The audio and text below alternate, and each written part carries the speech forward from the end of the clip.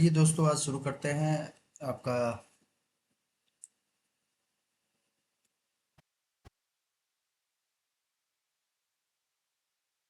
तो आज शुरू करते हैं हम लोग कोल माइंस रेगुलेशन 2017 एलसी काकू एमसीक्यू। ठीक है। तो उस सेट टू में चैप्टर टू है, जिसमें आपका examinations and certificates of competency fitness.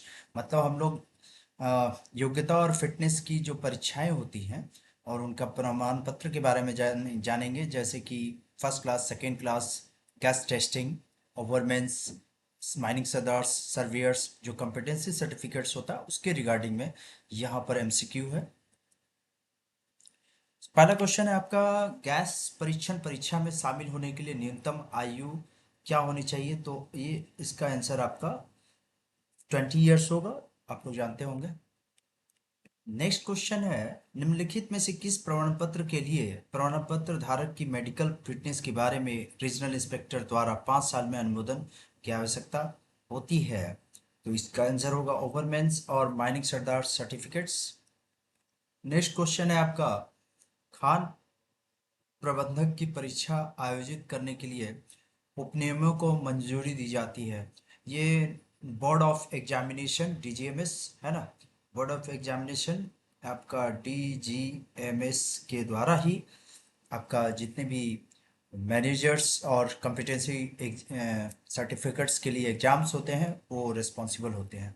Next question आपका है, यदि उम्मीदवार के पास खनन अ, यदि उम्मीदवार के पास खनन और अ, यदि उम्मीदवार के पास how many years practical experience is required for appearing in second class manager's examination if the candidate has neither degree nor diploma in mining engineering।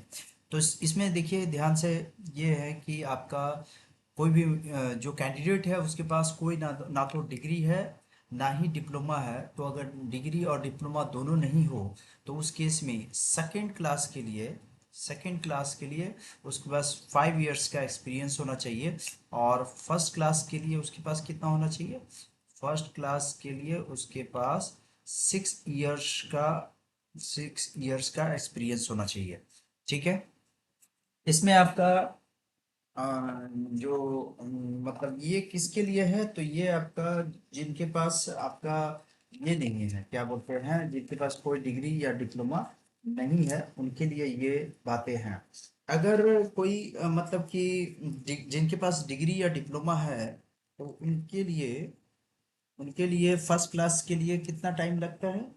तो जिनके पास डिप्लोमा होगा, डिप्लोमा होल्डर के लिए डिप्लोमा जिनके पास होगा तो उनको 5 इयर्स हो जाएगा।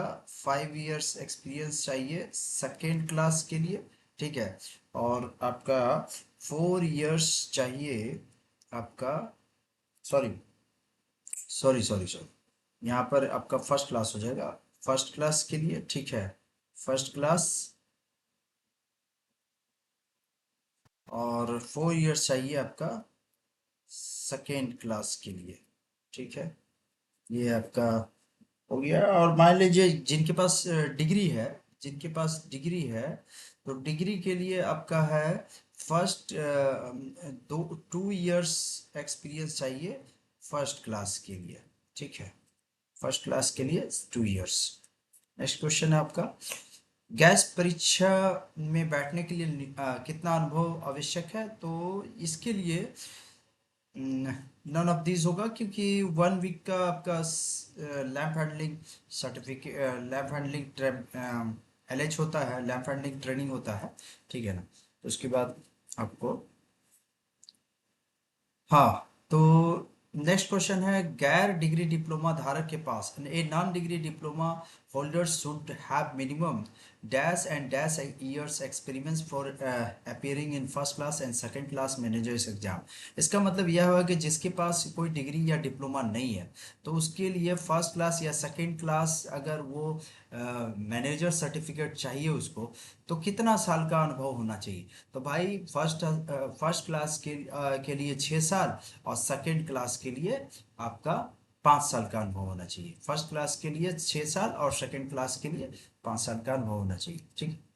अच्छा, नेक्स्ट क्वेश्चन है आपका, what shall be the minimum age of a person to become manager of a mine. तो मैनेजर, किसी भी माइंस का मैनेजर बनने के लिए किसी व्यक्ति के पास मिनिमम कम से कम 23 साल उम्र तो होना चाहिए, ठीक है ना, 23 ईयर्स। ये आपका CMR में दिया हुआ है। अच्छा, अपॉइंटमेंट ऑफ माइन ऑफिशियल्स में है अपॉइंटमेंट CMR 2000 आपका, सॉरी CMR 2017 के अनुसार रेगुलेशन नंबर 27, ठीक है, अपॉइंटमेंट ऑफ मैनेजर। ये क्वेश्चन ये है कि इसमें ये बोलना ये चाह रहा है कि कोई भी अगर मैनेजर्स एग्जाम में या मैनेजर्स का सर्टिफिकेट पाना चाह रहा है तो उसके पास जो अनुभव होगा, जो एक्सपीरियंस होगा, वो ऐसे माइंड से होना चाहिए जहाँ की प्रोडक्शन कम से कम कितना होना चाहिए। तो 1,000 टन कम से कम तो होना ही चाहिए। अगर जिस माइंस में भी आप एक्सपीरियंस लिए हैं, जिस माइंस से भी आप 1 साल का या 2 साल का एक्सपीरियंस लिए हैं और मैनेजर्स एग्जाम में बैठना चाह रहे हैं, तो आपके पास उस माइंस का प्रोडक्शन कम से कम 1,000 टन पर मंथ तो होना चाहिए, ठीक है। Next question. अच्छा, इसी तरीके से रिस्ट्रिक्टेड सर्टिफिकेट अगर आप लेना चाहते हैं, का रिस्ट्रिक्ट मैनेजर्स का सर्टिफिकेट लेना चाहते हैं लेकिन रिस्ट्रिक्टेड सर्टिफिकेट लेना चाहते हैं, तो मतलब कि ओपन कास्ट की बात की जा रही है। तो ओपन कास्ट में आपका जो एक्सपीरियंस होगा और वो जो अनुभव आप एक्सपीरियंस सर्टिफिकेट देंगे तभी तो आपको मिलेगा।